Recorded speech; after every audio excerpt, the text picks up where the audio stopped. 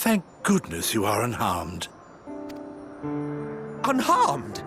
There is a gaping hole in my memories. I can scarcely remember arriving here in Elpis. Forgive me. I was preparing to demonstrate the functionality of Kairos to our guests. But Meteon, her shared consciousness became unstable. And she... So, that's what prompted the state of alert. And when you went to investigate, you were caught in Kairos's accidental operation. So it would seem. It's all a blur to me. Such an unfortunate accident. Oh, and what of Vinar and your other companion? You went inside together, as I recall. We did?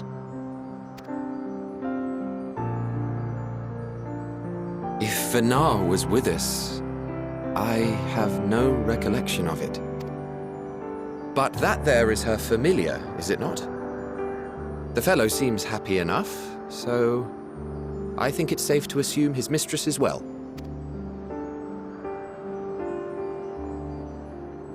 I haven't the slightest notion who this other companion might be, however. Ah, well, that individual struck me as a bit different, for want of a better word. Perhaps it wasn't actually a person, but some manner of creation. Curious. I must ask Vinar about it when next we meet. Yes, you do that. Now, if we may tend to Hermes, whatever this Meteon did, it seems he bore the brunt of it. Once you are fit to travel, you will return with us to Amarot. We need to make certain there are no other ill effects. Also, I am here on business of the 14. We've already had the conversation, like as not, but since your toy wiped my memory, we'll have to have it again. Yes, of course. As you see fit. This Kairos, it manipulates memories through the emission of etheric waves, correct? There is a theory which holds that memories scoured by blasts of ether are restored when the soul is cleansed in the underworld. If true, then perhaps when our time comes to return to the star, we shall remember these few days we have lost. I doubt aught of interest occurred. Look forward to the revelation if you like, but I should prefer to reminisce on more meaningful moments.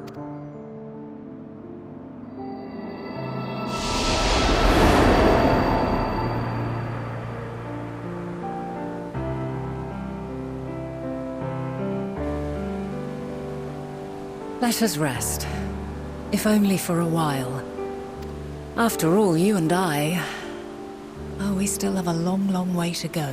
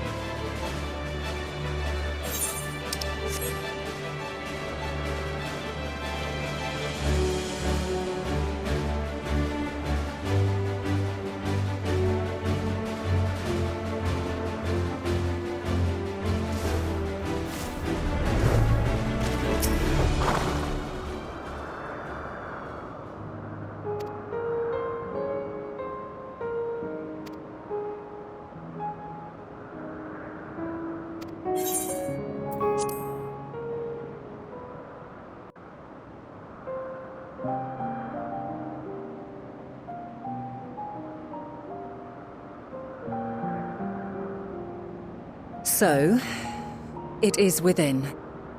The portal that brought you hither, and will take you home.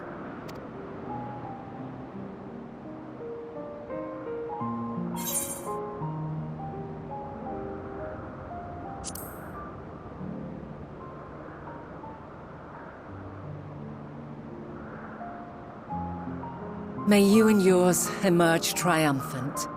Make use of the knowledge you have gained, that your days in Elpis and our friend's sacrifice be not in vain. With Meteion free to pursue her designs, 'tis only a matter of time until the final days are upon us. We must be ready. From fortifying our defenses to securing our escape, there is much to be done. In spite of this, we cannot allow the report that set this calamity in motion to become common knowledge. Were the masses to learn the fates of the other stars, I fear the situation would spiral out of our control. I must carefully consider who can be trusted and bring them into the fold. Ordinarily, I wouldn't hesitate to call upon the 14. However, it was the desire for a fair determination that drove Hermes to attempt to erase our memories. And were he made aware of his actions, there is no telling whether he would remain a friend or become a foe. Alternately, we might try to alienate him from the convocation. Yet in doing so, we would deprive ourselves of a brilliant mind who would be invaluable in the crises to come. Quite the dilemma. Which is why I must work independently of the convocation. Regardless of how we proceed, if we are to permanently avert the final days, we must be equal to Hermes' challenge. We must prove that mankind is worthy to exist. And this hinges, I think, on how we confront the all-consuming despair that accompanies a senseless and seemingly inevitable end. Bewildered and divided, we would perish like the peoples of those celestial ruins. We could not hope to survive the final days, much less take the battle to Meteion at her nest. We must find a way to defeat despair, to unite and prepare as many as possible for the struggle ahead. Heavy will weigh the burden of guiding this legion of souls. Yet I have faith in mankind's potential. As long as he believes in himself, there is naught he cannot achieve. So I will not give up on him. On us. You may find your world to be very different. Or perhaps the erasure of our friend's memories has sown the seeds of a conjunction between us. We cannot know until the moment is at hand. So shall I strive to do my best, taking naught for granted as I walk my path. And I pray you walk with me to the end. As you move forward, so too will I, as will all, resolved to fight for the morrow. And when mankind has found the strength to stand against despair, we shall silence the song of oblivion. She who sings it will learn our journey is far from over. This I promise.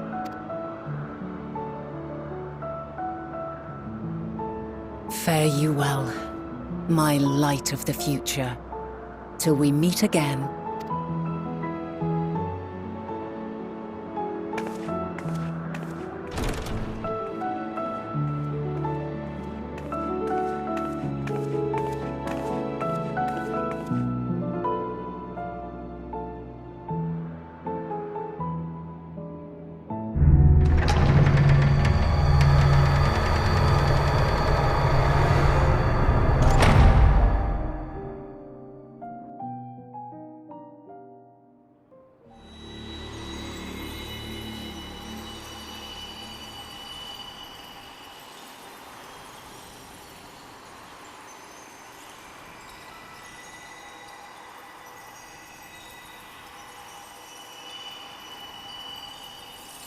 From this day forth, I shall strive to bring honor to the seat of Vandana.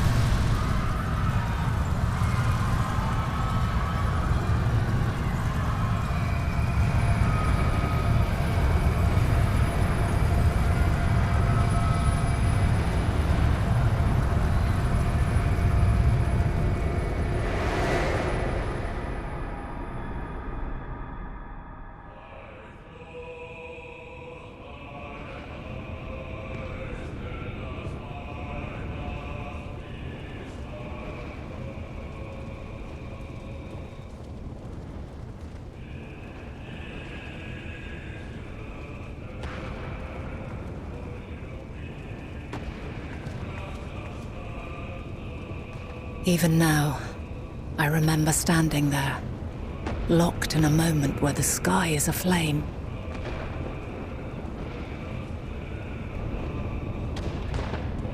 Where stars fall as tears, and screams darken the seas.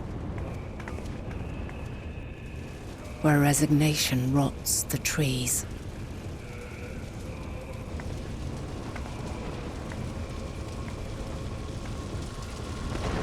Where terror twists magics into abominations.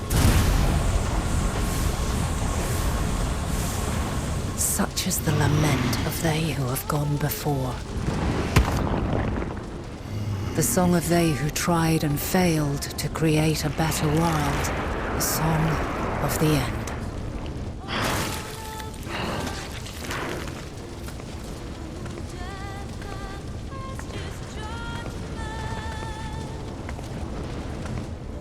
That which hides at the edge of the universe is no longer hope's creation.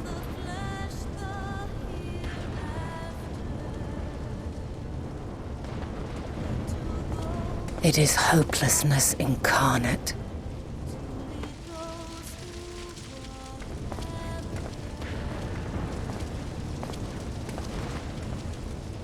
That day, mankind saw half of its number sacrificed to bring forth Zodiac.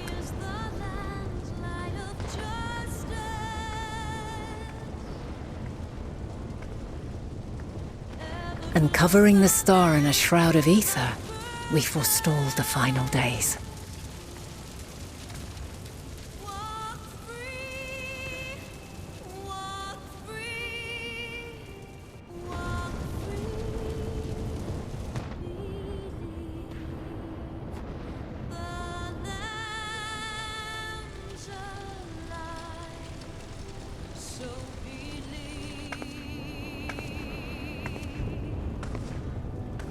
Yet the cries echoed still.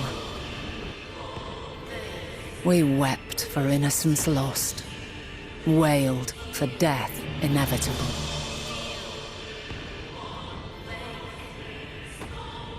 A reality too terrible to bear. And for too many who sought comfort in gilded memories of joyful days and tranquil nights.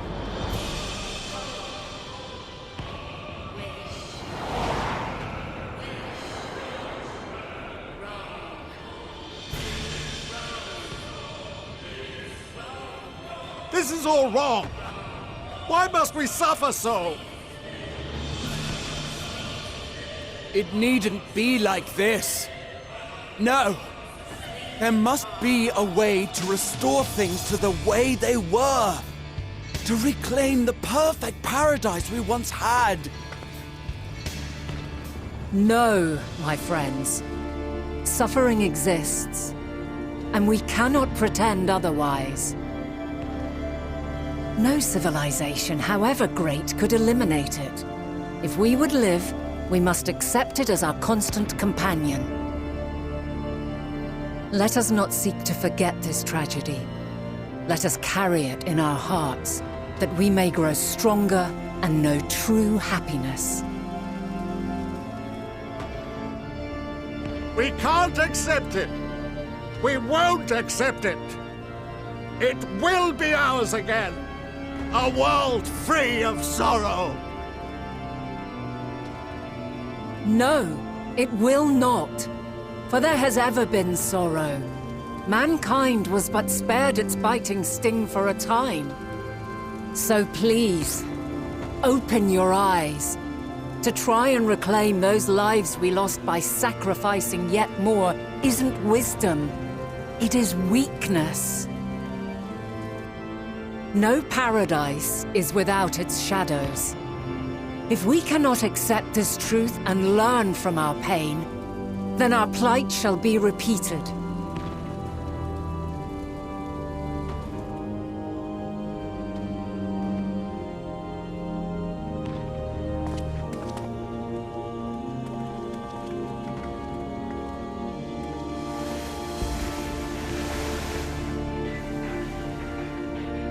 O mighty Zodiac!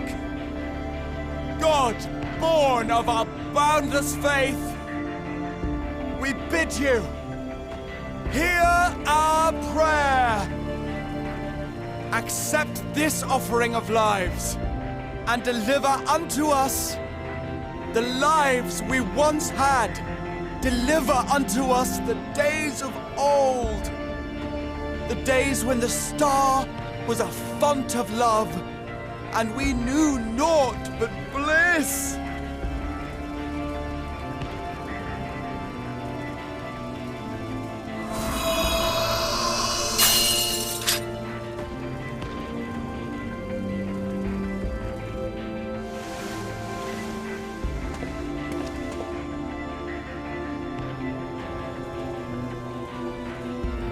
You would destroy it?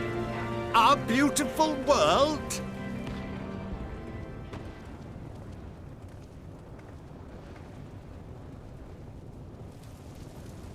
Lands that stretched on forever. Skies one could drown in. The heartbeat of nature, silent yet strong. And amidst it all, a people. Beacons of light and life. Laughter that warmed my heart like naught else before. They are my meaning and my purpose. My love. In spite of, or perhaps because of this, I choose to believe in mankind's potential, in his ability to find a way forward. So let there be no way back. From that temptation, I sunder us. No more shall man have wings to bear him to paradise. Henceforth, he shall walk.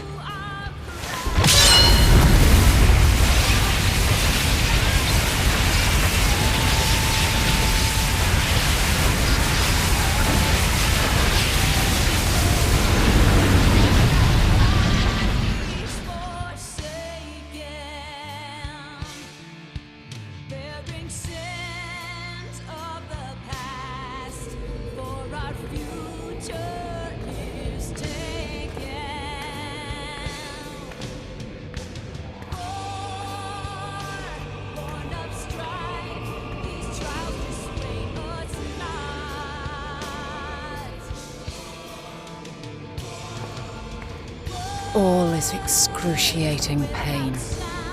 I breathe fire and torment.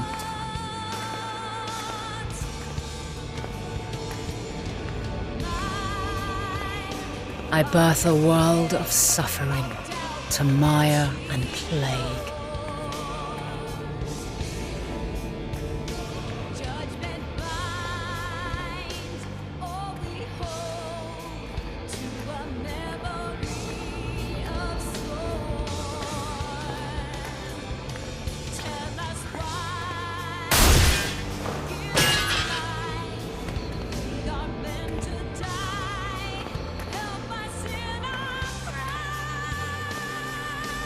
In one fleeting moment, lives come and go, ever moving towards the unknown.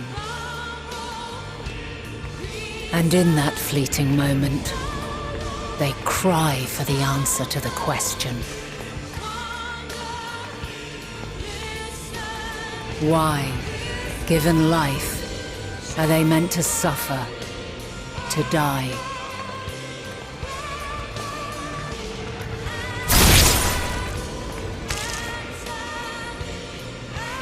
As fragmented, imperfect beings, yours is a never-ending quest.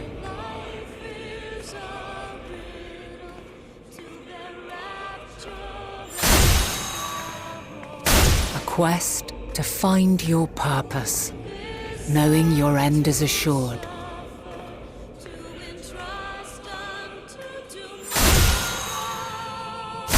To find the strength to continue when all strength has left you. To find joy, even as darkness descends. And amidst deepest despair, light everlasting.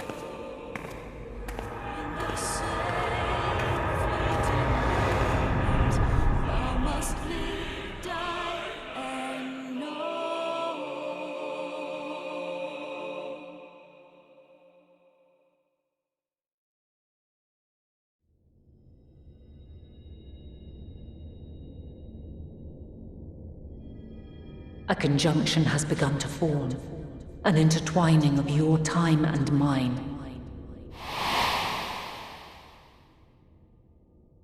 When you truly understand what is at stake, and your journey has prepared you to surmount the insurmountable, then shall I honor the promise made in another time, another age.